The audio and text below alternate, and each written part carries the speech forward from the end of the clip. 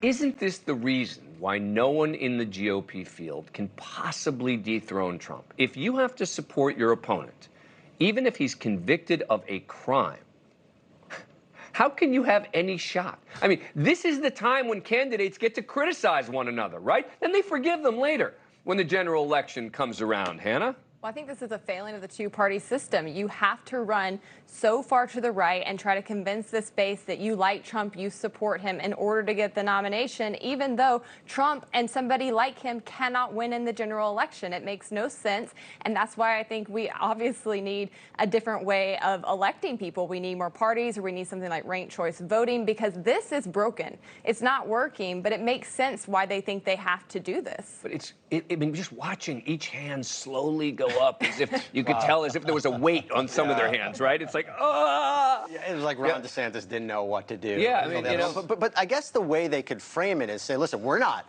condoning his actions, but what's the alternative? If we're not going to support the Republican candidate, are we voting for Joe Biden? Are we not voting in the election? I think that's the only way they can frame it. We're not justifying what he did. We're not condoning what he did. We don't agree with it. Clarify the question, Brett Baer. Exactly. Yeah, exactly. Be a lawyer about it. Jesse's like, well, hang on. I'd like some clarification. It's a little hard to defend this. Right, I'm doing the best I can. I'm not convinced that's the reason. I think they're playing to Trump. I mean, I don't think it's a calculation about who I'm going to vote for on election day. It's maybe they want to be a VP or a member of the cabinet. You know, two people on that stage made a different calculation. But the other 6 of them, they're still in the Trump camp, aren't they?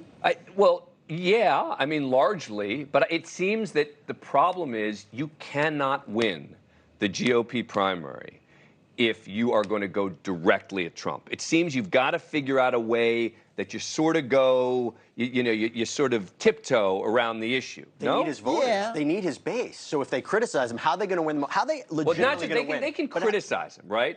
But when it's asked the ultimate question, which is, are you saying you won't support him in the election? It does sound like you're saying you'd vote for Biden. Yeah. He's going to win if that's your strategy.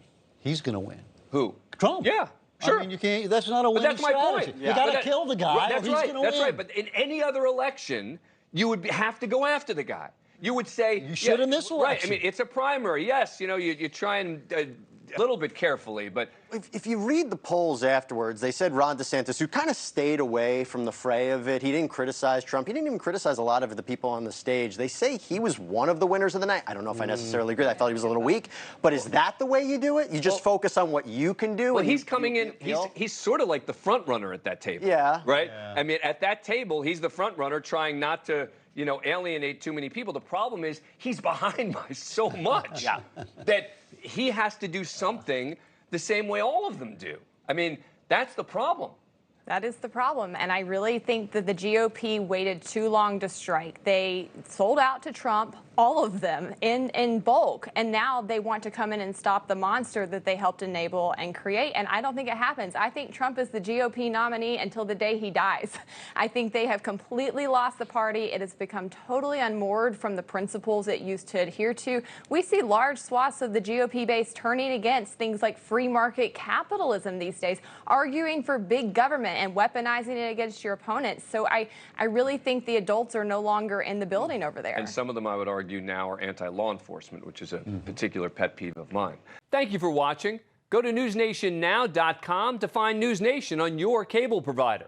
And don't forget to click the red subscribe button below to get more of NewsNation's fact-driven, unbiased coverage.